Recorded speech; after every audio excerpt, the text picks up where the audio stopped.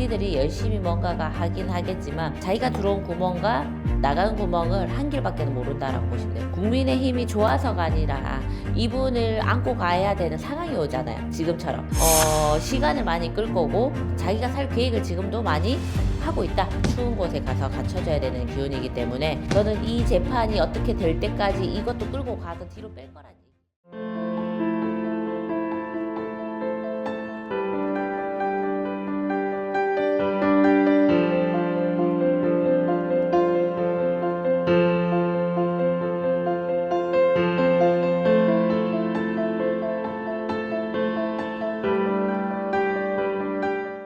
선생님, 안녕하세요. 네, 안녕하세요. 네.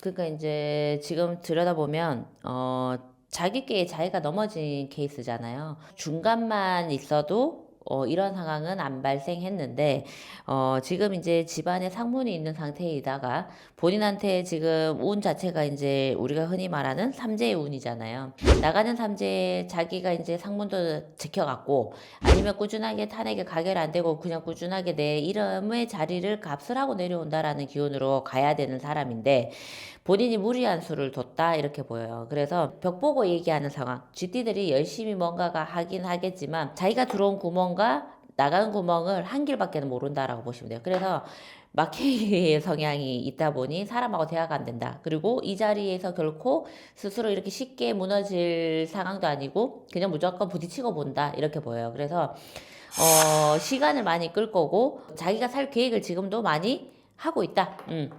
그래서 왜냐면 지금 이렇게 되면 어디로 가겠습니까?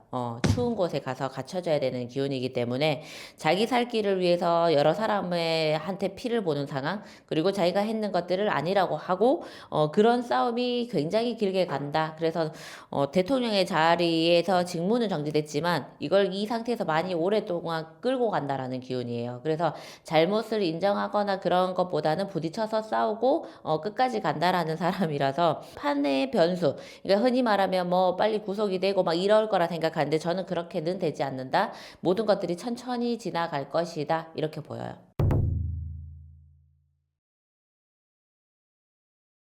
않는다. 저는 그렇게 보여요. 왜냐면 아직까지 살 그래도 운이 완전히 나쁘지는 않고 본인이 어떻게든 법을 전공했던 분이잖아요. 그래서 어떤 거든 제가 봤을 때는 국민의힘이 좋아서가 아니라 이분을 안고 가야 되는 상황이 오잖아요. 지금처럼. 왜냐면 자기의 이 권력 자체의 우두머리의 걸 바꿔야 되는 상황이 오기 때문에 그때 제일 처음에 우리가 탄핵안 그거를 했을 때 동의를 안 하고 단체로 나갔잖아요. 그런 것처럼 지금도 민주당에는 주고 싶은 마음은 없어. 그 주도권 자체를. 그러다 보니까 민주당 죽이기를 또 하고 있잖아요. 빨리 해라. 네가 떳떳하면 이런 상황인 거고.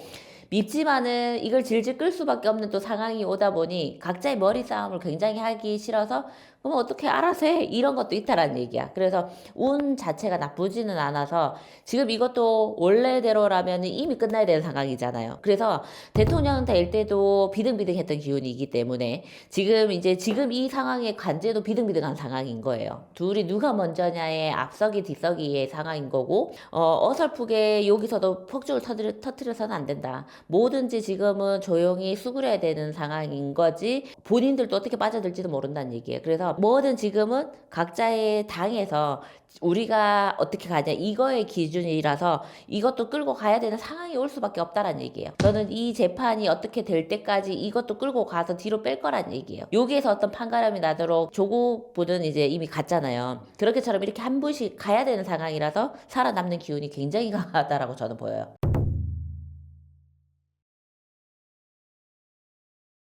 저는 안 된다고 봐요.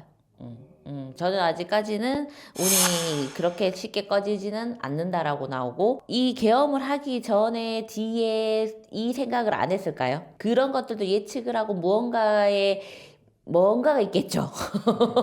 저는 그래서 굳이 지금 우리가 막 지금 막 잘 됐다 하고 막 이제 국민의힘 사람들도 등을 돌리는 상황이잖아요. 그렇지만 이 사람이 쉽게 꺼지는 불씨는 아니다. 이렇게 보입니다.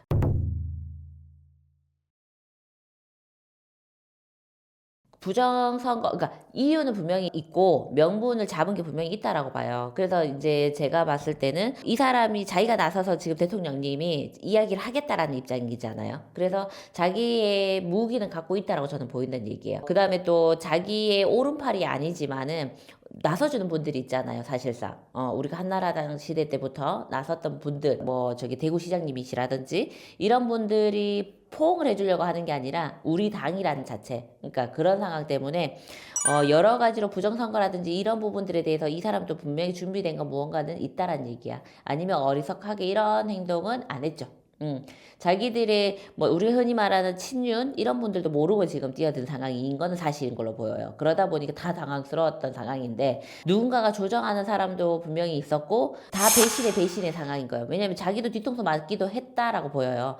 지금 친한 친윤 나눠진 것처럼 한동훈한테 사실상 배신 당했는 부분이거든요. 키워줬다라고 저는 봐요. 근데 이것도 뒤통수 맞았기 때문에 자기도 누군가 내 편이라고 생각하지는 못하는 부분들이 있어서 또 다른 사람하고 움직였지만 쉽게 꺼지는 불이 아니다. 이게 저는 팩트라고 봅니다. 그래서 시간은 더 두고 보셔야 될 것 같다. 생명줄이 길다. 이렇게 보입니다. 그래서 이재명님하고 항상 이게 비등비등한 지금 기운이다. 이거는 그 전에 맞붙었을 때도 그런 상황. 왜냐면 질지 아무도 몰랐잖아요. 그런 상황이라 보셔야 됩니다. 그러면 뭐 상력이 안 된다면 네. 뭐 어떠한 뭐 사법 처리도 받지는 않겠네요. 사법 처리를 아예 안 받을 수는 없겠죠. 그러니까 살짝 뭐 이렇게 뭐 정지처럼 지금 이제 국무총리가 지금 이제 대신하고 있잖아요. 총리님이 정지에 대한 상황에서라든지 뭔가 이런 타협이 나올 것 같아요.